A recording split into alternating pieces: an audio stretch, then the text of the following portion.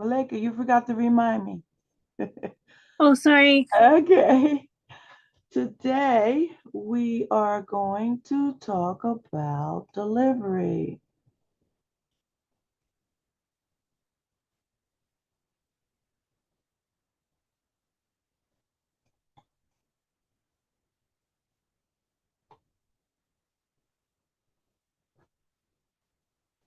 It's not just how you say it that matters. Okay, the fear of public speaking usually stems from delivery.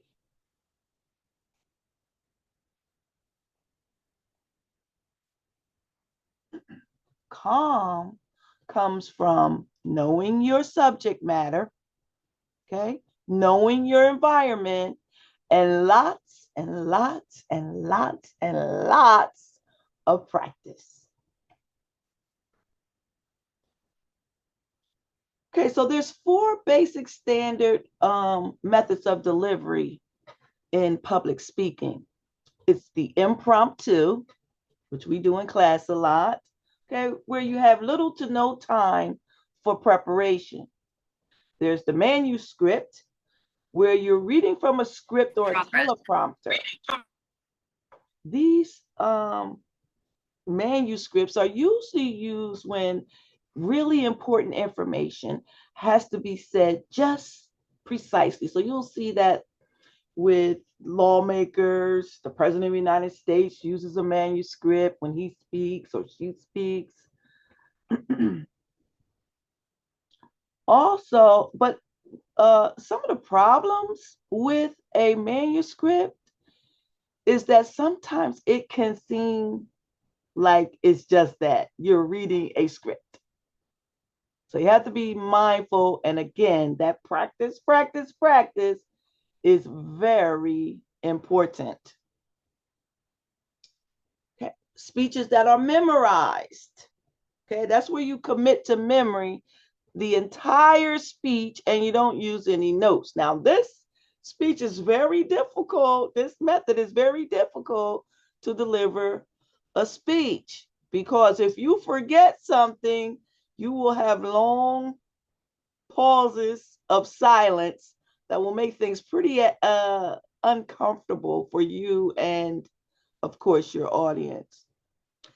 Um, and then extemporaneous, these are the speeches that will be graded on most heavily our informative speech and our persuasive speeches. Okay, these speeches are planned and rehearsed and delivered from brief notes. Okay, delivered from brief notes. So the more you are familiar with your subject matter, the less you will have fears. Now, as I told you from day one, we all have some type of apprehension when speaking to the public. However, there are lots of things we can do to try to alleviate some of those fears. Now, what's the benefit of extemporaneous speaking?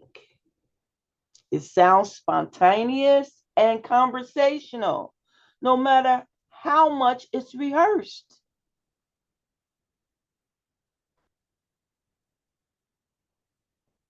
You want to use your voice, vocal variety. We talked about this some.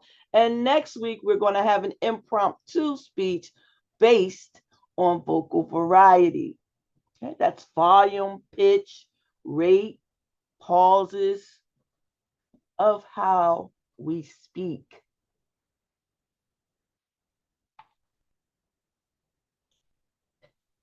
Changes in rate, pitch, and volume can make your voice more expressive.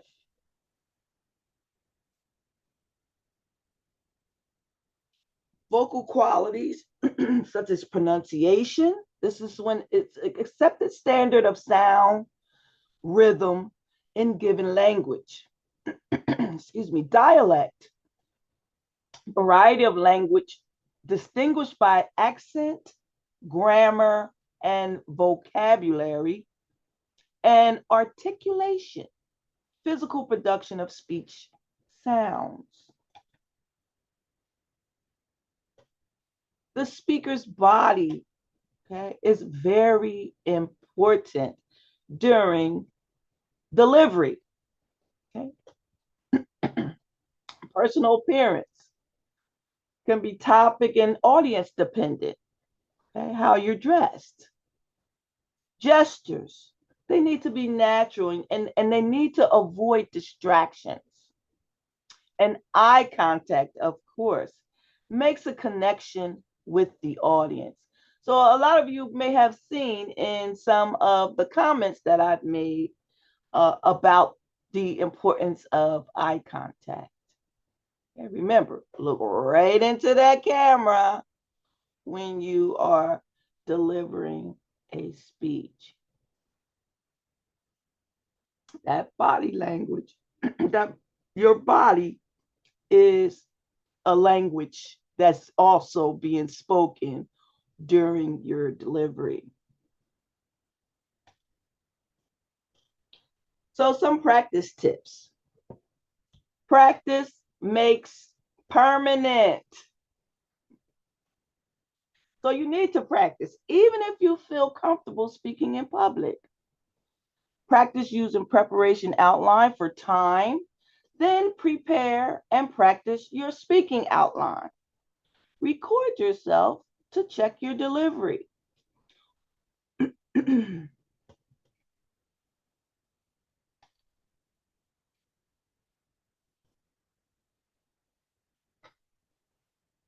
Okay, so you want to practice in a setting that's close to your presentation format.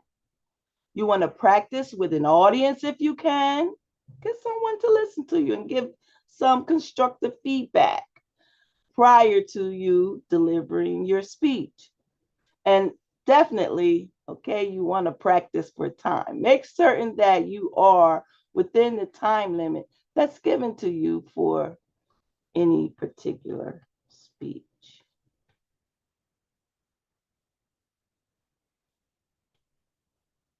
Okay, so today we're going to get in a group. We're going to get in our groups and we are going to deliver the worst speech ever. Okay. The worst speech ever.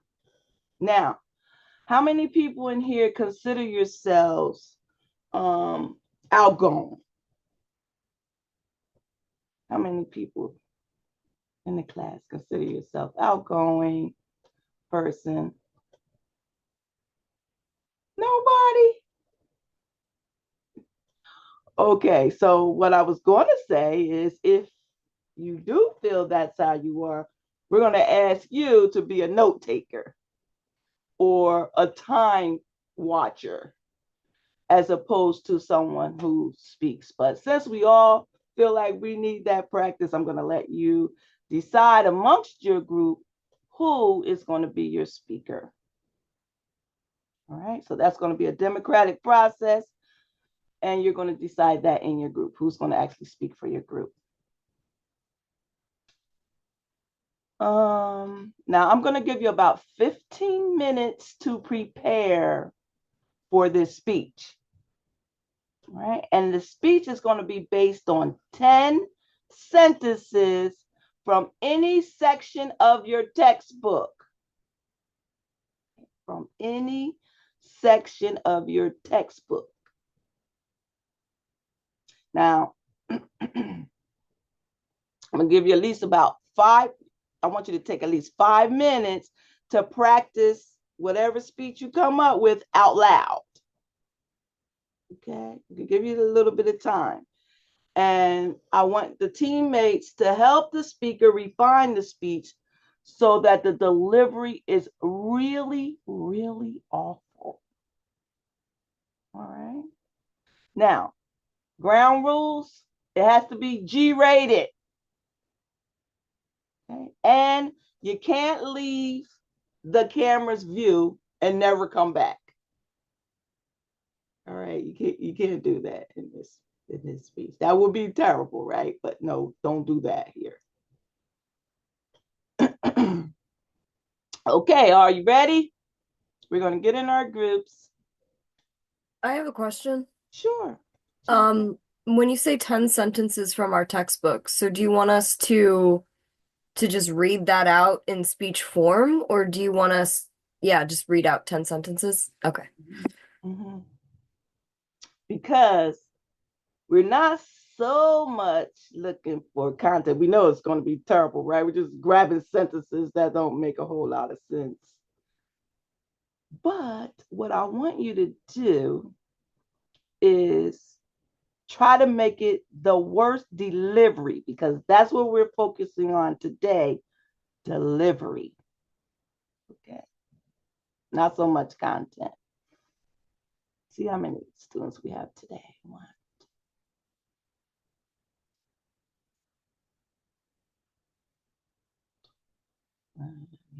Check.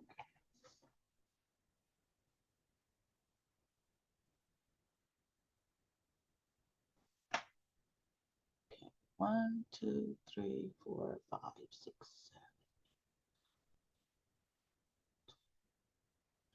7, 18. People.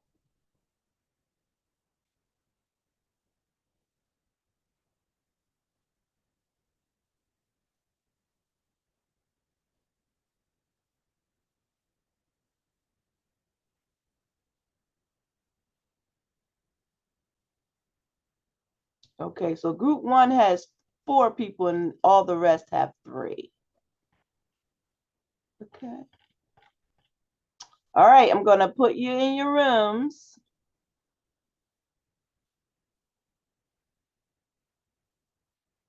Okay.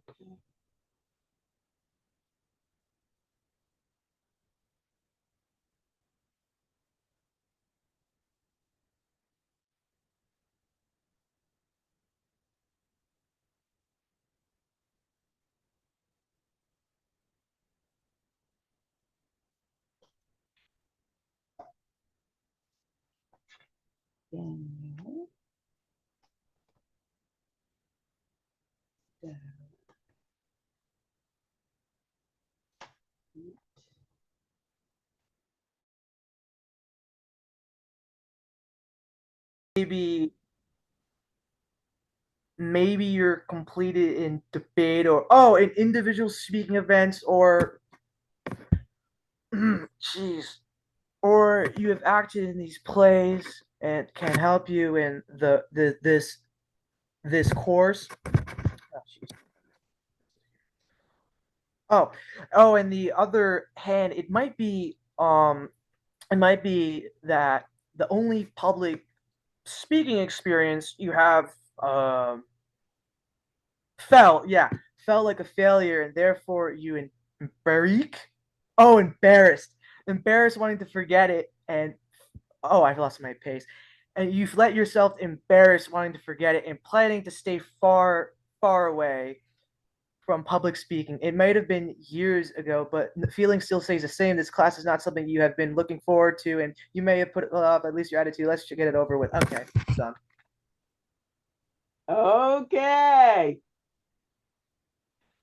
All right, who wants to go first to talk about how terrible Alex was in that speech? I thought it was flawless. I don't know what you're talking about. Anybody can add into it. That was a good job, Alex. Anybody want to add in here, jump in and say what you think Alex did wrong in the speech? What were those awful things, that behavior that he displayed?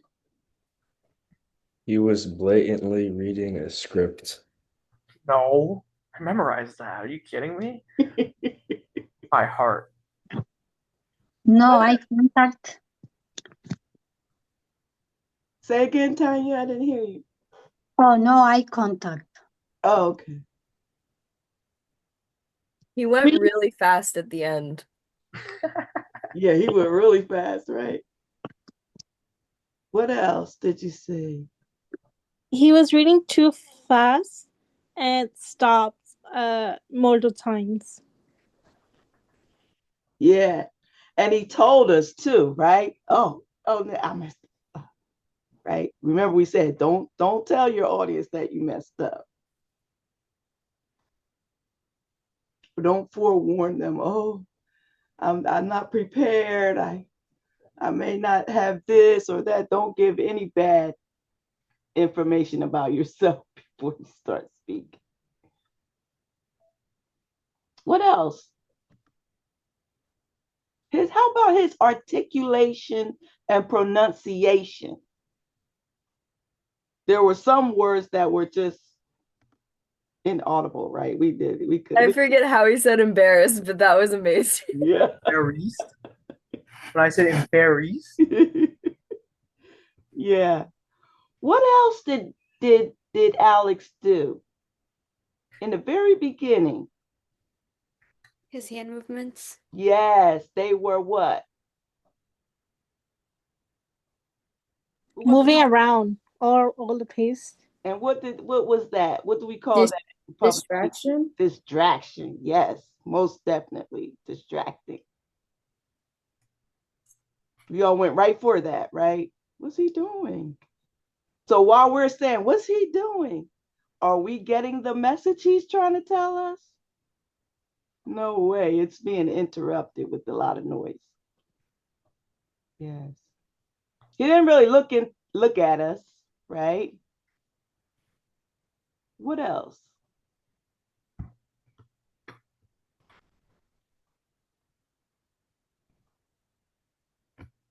You want to tell us any things that you did deliberately, Alex, that we didn't catch?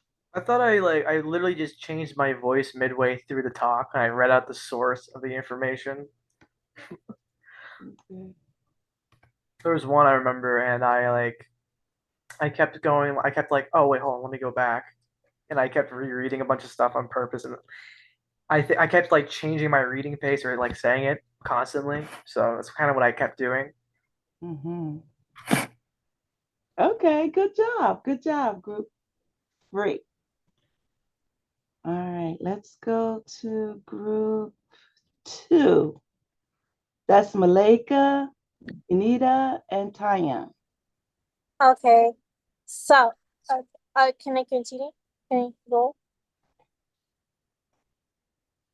Okay. Uh, are you concerned about eating greasy and heavy meals? Your body expends significant amount of energy discarding heavy food, and which leaves you feeling tiredness and less energy. Greasy food typically contains high amount of fat and particularly from cooking oil and animals. Greasy food are often flavored to satisfy, but not necessarily means that they are healthy. Consuming too much of heavy greasy food can lead to various health problems that are bloating, high cholesterol, and heart disease, and which lead to obesity and um one leading problem is in America. These food are usually low mineral and vitamins and fiber fiber uh fiber, and eating them frequently can lead negatively impact on your focus and your mental health. However, the enjoy of indulging in greasy food can lead in quickly into discomfort, and it's common to feel bloating or experiencing too much stomach pains after consuming these type of meals. Okay, let's talk about Malika's behavior.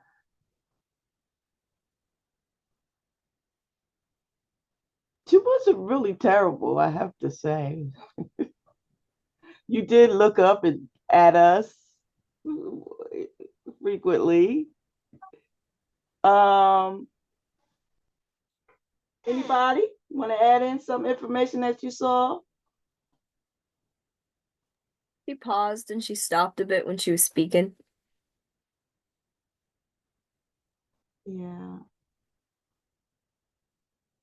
It wasn't that bad though. I mean, I'll give up some points for the eye contact. It wasn't like very bad. It was a little bit out there. It was good.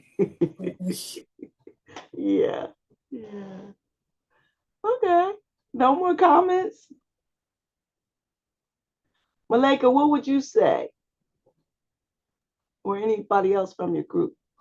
I would say maybe it's like remember you told us in the class where every time we're speaking we always need to look at the person. That's the thing I was practicing on looking forward, and also one thing I have maybe trouble is like pronouncing words, but I try my best on that, but I'm getting there. Yeah, because you said vitamins instead of vitamins, right? Yeah. Okay. All right. Next group one. Daniel, Dara, and Thriti.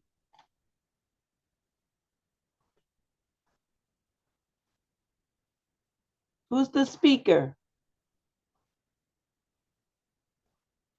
for group one? Oh, and Raymond is also in that group. I'm sorry.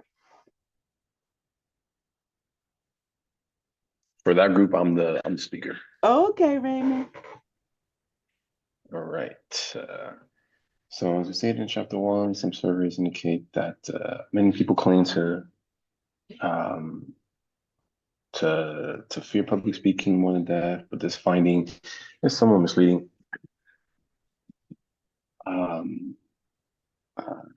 No one is afraid of writing their speech or conducting their speech. That people generally only feel the liberty to ask for speech, which compared to the amount of speech we'll be putting into the speech, will be the shortest path of the speaking process. 5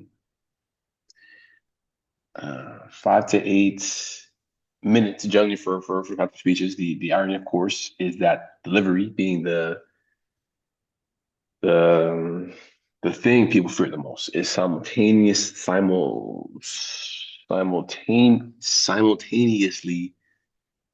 the aspect of public speaking that requires the same amount of time. Consider scenarios about 220, you got 5 Bob spends 2 weeks doing research and crafting a beautiful thing. Then he gets from the class. He messed up a little because of nerves. While he may view this his audience was given a lot of information built to takes some nerves, since they would be nerves in the same situation. We realize that delivery is what you are probably most concerned with. To do that, we should first dismiss the myth that public speaking is just reading time to time. You already know how to read and you know how to talk, which is why they're called public speaking and not one called public talking, public reading. Speaking public has more. Speaking in public is more from talking. During the speech, you should present yourself by function, saying anything, and it means while speaking has more formality than talking, it has less formality than reading.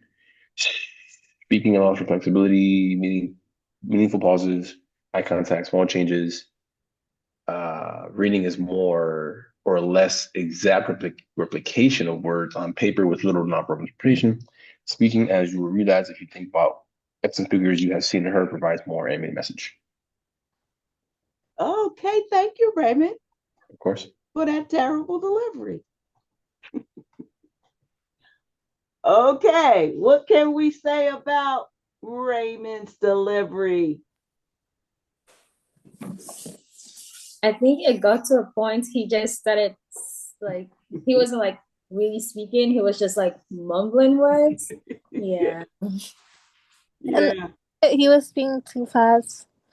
the rate of delivery was way too fast, right?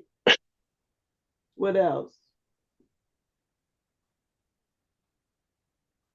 How about his eye contact? He started looking in the back and Yeah. everything, and he was using his hands a lot. Right, he I never think made very it. funny. He never made it at all. What else?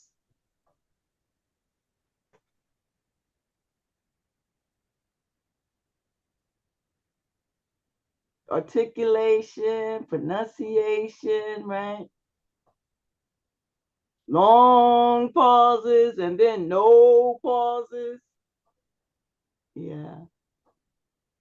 Any other things we missed, Raymond? Just the beginning, I was like whispering the entire first paragraph of the speech. So volume. Mhm. Mm-hmm. Okay. Now did Matt come back? I don't see Matt. All right. Does somebody from your group want to go? It's a terrible speech anyway, so I think you can make it. Yeah, I can go. Okay, Hal. Okay. So, Jerry Dry is a professional humorist and public speaker and an educator. His career has included work as a oh, sorry, one second. Sorry, I just got a phone call. His career has included work as a comedian. He's a broadcaster and a gifted storyteller, and he's won a lot of awards as a professor. He's also been called like the ultimate entertainer and the best combination of humor and humanity. Um,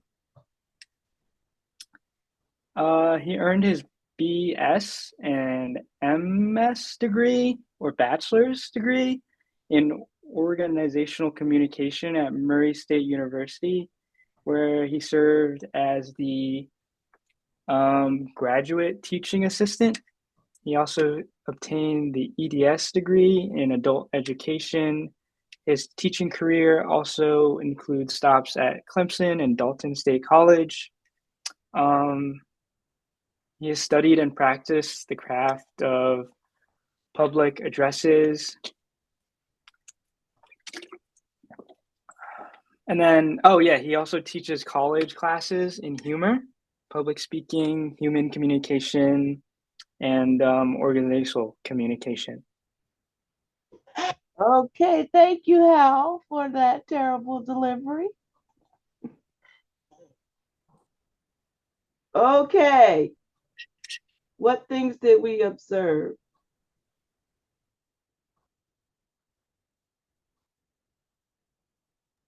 The call was good. That was funny. Yeah, that was a big distraction, right?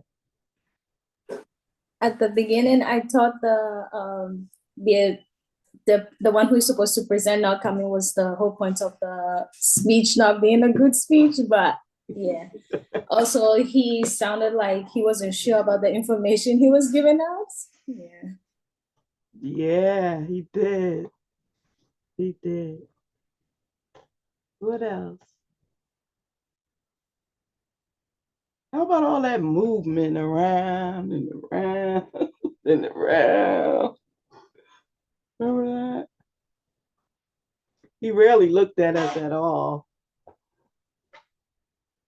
Yeah. Okay, I think you got the idea now, right? Of things that we should not do during our deliveries. Okay, good job, everybody. All right, so let's talk about, well, are there any questions, first of all, about delivery? Anybody have any questions? Okay. Let's just go over briefly some of the things that I saw in your impressive person outlines that I want to bring attention to so that you don't do it again. And remember, these first couple of speeches and all of the speeches that we do in class, they're really for practice. Okay, they're for practice. So I don't want you to get too upset and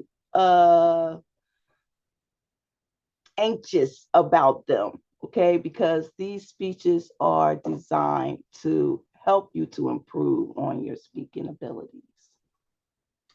One thing that I saw in the outlines numerous times was that people did not really follow the system of symbolization and indentation. Now, for those of you who did follow the system of symbolization, you left out the indentation.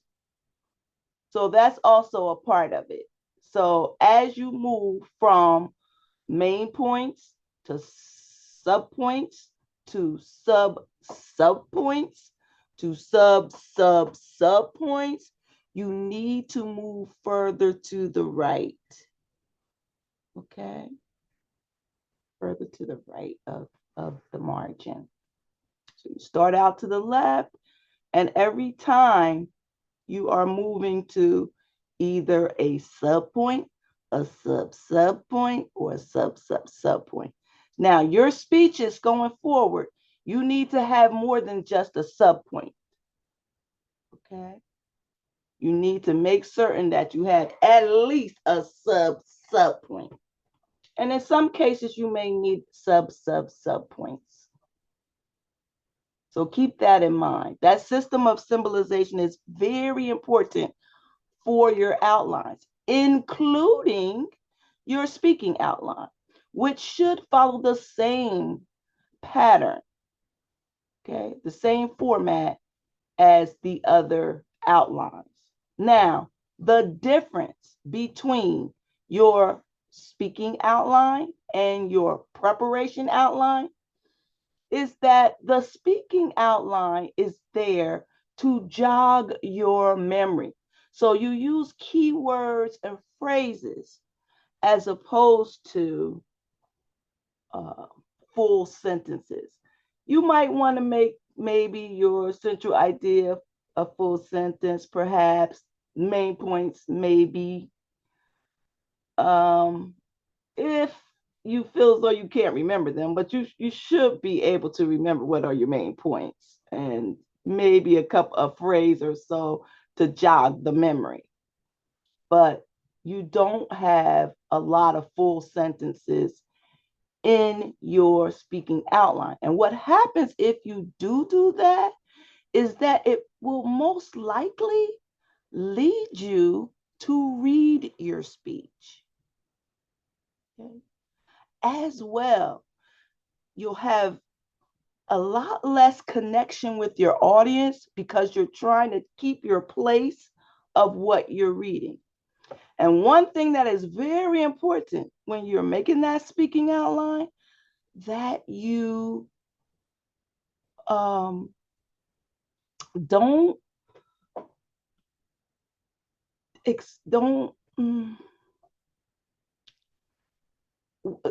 that you do include your delivery cues in the speaking outline. So what are delivery cues? They're things that you use. It might be behaviors that you're going to do, something you may say, something you may demonstrate for the audience. You may say, oh, I'm going to put a slide here or there. Now, I have also put into week 3, I think. It's either 3 or 4. I put in there some samples of speaking outlines for you. Okay. Now, I think it was Matt. He's not here. He did something that I thought was a little creative. And I'm going to let him share that with you next week, what it looked like. But again, I did put some samples in there, and some of them aren't complete, like it doesn't have all the pages, so you'll just see like one part of it. And one of them has a lot of them. So maybe, let me see if I can pull up one for you.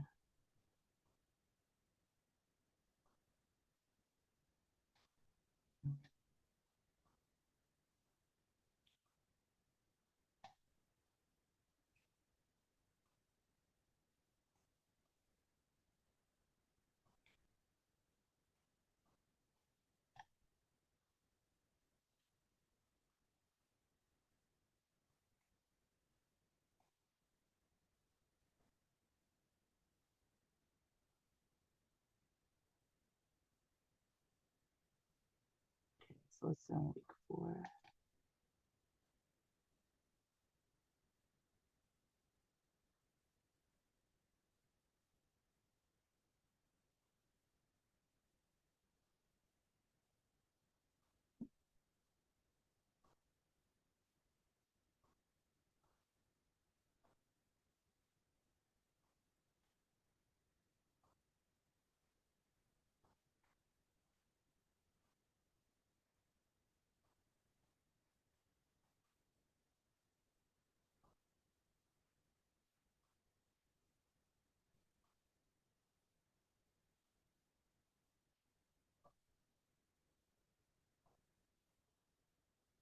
Hmm.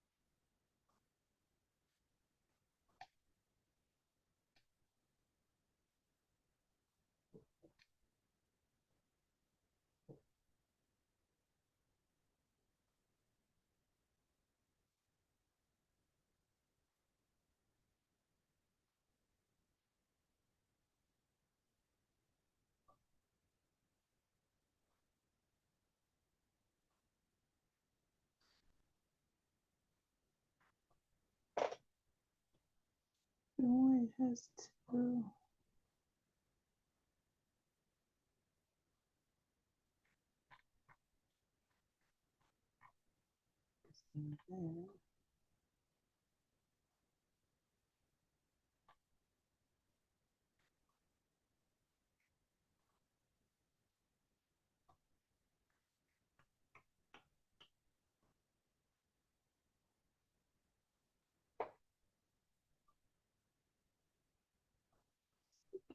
Wow, sample. I don't see it.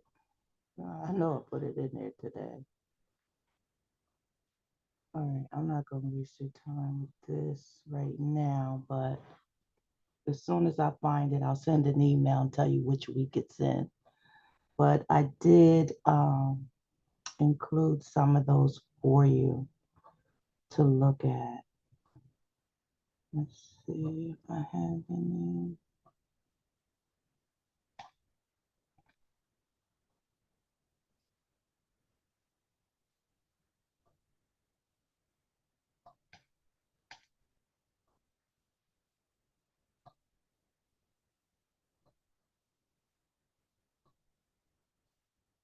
Okay. Let's see. Bringing us up now.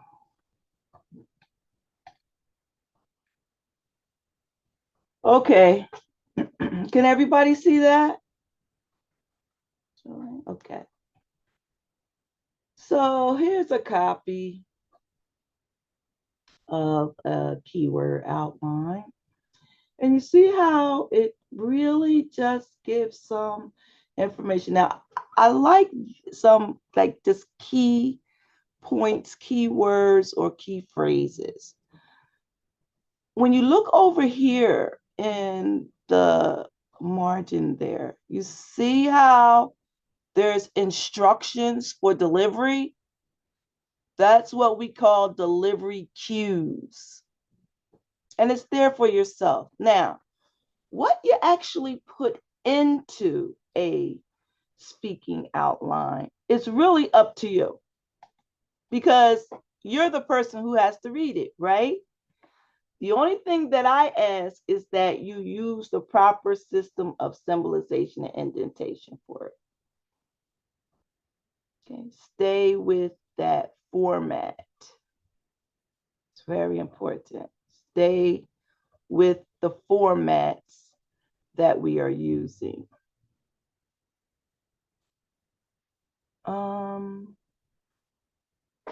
Other things that I saw. In reveal and relate, a lot of people are meshing the attention getter with the reveal and relate. So don't keep everything where it belongs. So your attention getter may just be one question. As soon as you start revealing the topic, you're no longer in the attention getter. Now you've moved to reveal and relate. Also, in reveal and relate, a lot of people do one or the other. Either you reveal or you relate, but you need to do both. Okay. And we talk about relate, we mean relate the topic to the audience. Okay. And some of you really did a good job with that, letting us know how,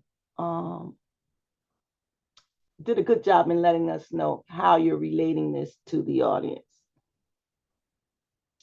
Another thing, central ideas have to be expressed as one declarative sentence, complete sentence. So don't mix up the different types of outlines. The working outline, just ideas thrown out there, what you're going to talk about. It's going to change. It probably won't be the same as that preparation outline, especially going forward when we're going to have to do research for our speeches. Just be very mindful of that. So as well, some people are putting, like you might be stating that central idea in 2 or 3 or 4 sentences, one sentence. Some people are also putting 2 ideas. Now, it's a way that you can say some of these things and use some of the same language, but you have to make certain that you're not saying it in 2 different ideas. Like some people may say something like,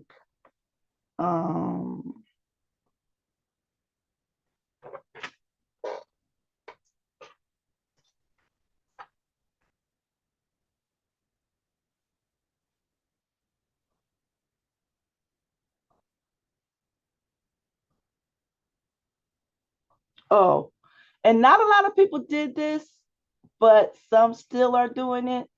Starting your speech with your topic. Most people didn't do it, so I'm glad to see that.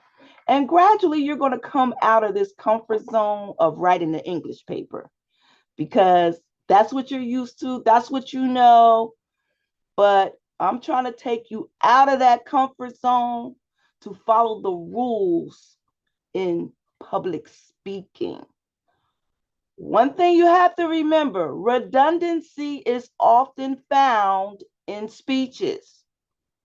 Okay? It's often found in speeches.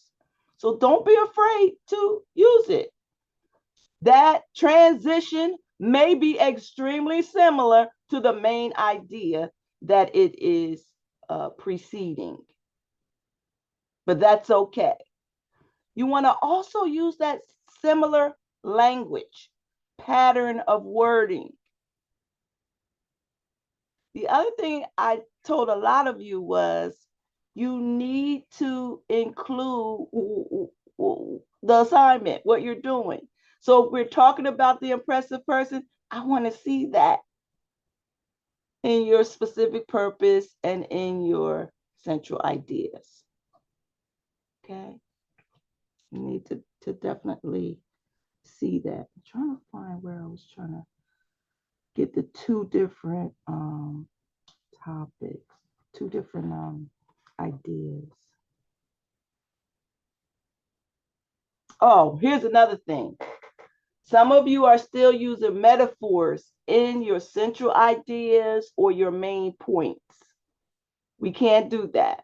We need to be concise, no figurative language at all, none in those specific things. Central idea, main points, summary statement, which the summary statement really is a restatement of that central idea. Okay. Use the same language. Don't start changing up the language as you go through the speech. Use the same things. If you're talking about resilience, strength, and love, okay, you're going. Those are those three main points, ideas that you're expanding on. Then those are the words that you should use. Don't go and then in your summary statement start using other words, because your job as the speaker is to make certain that you guide your audience carefully through what you want them to know. Okay? Very, very important. Now, those closing remarks, we got to work on them some. You can also use some of these attention-getting devices that we use for the introduction. So you can use a quote in your closing remarks. You can use a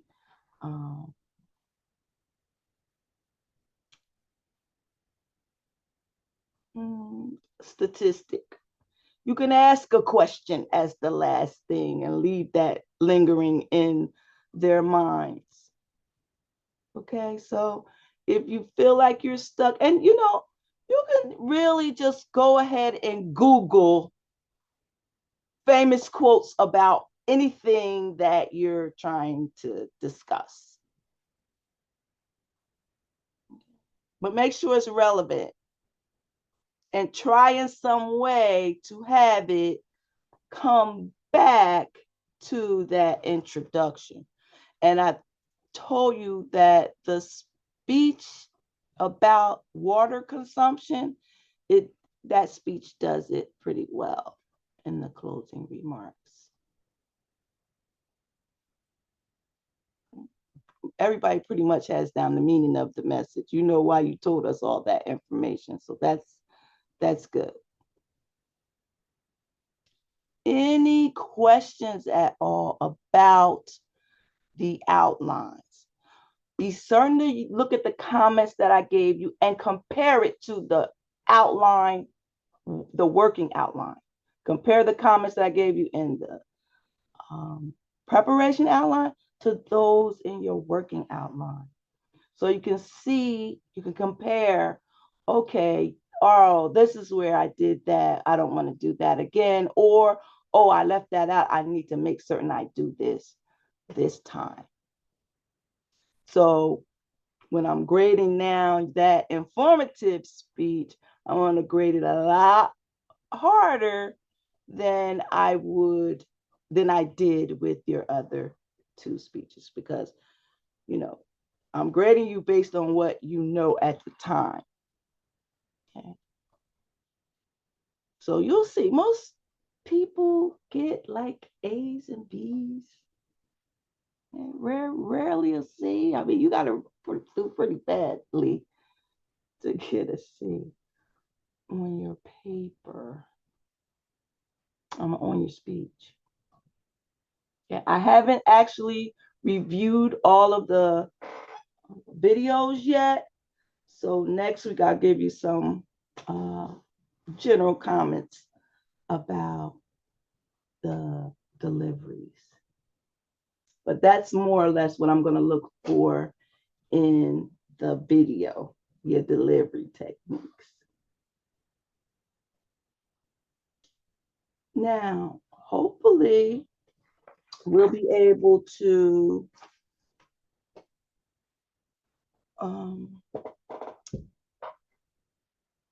get your preparation outlines graded prior to you delivering the speech for your informative speech and for your persuasive speeches. If you want to take some of the comments and resubmit an outline, you can do that for those speeches if you want to. Okay.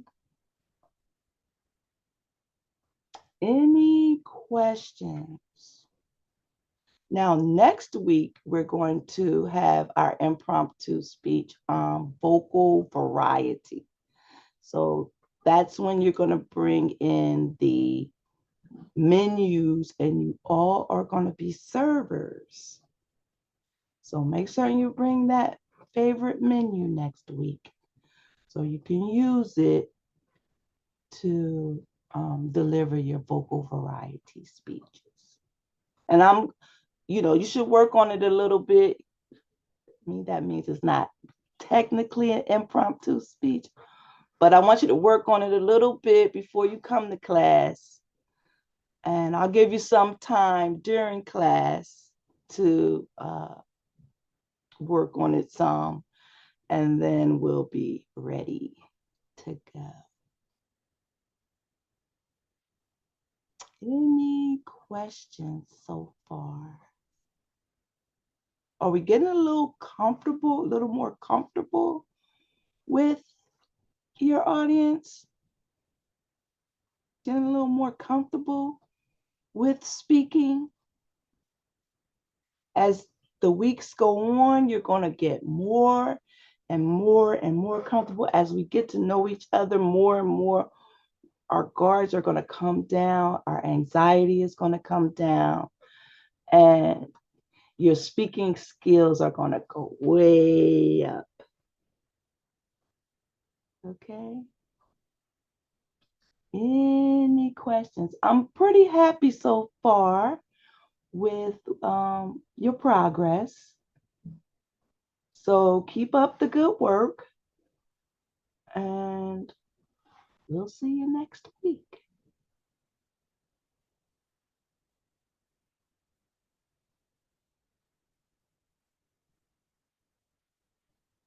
Bye. Thank you, Professor. Bye. Thank you. You're Thank you. Good night. Good night. welcome. Good night.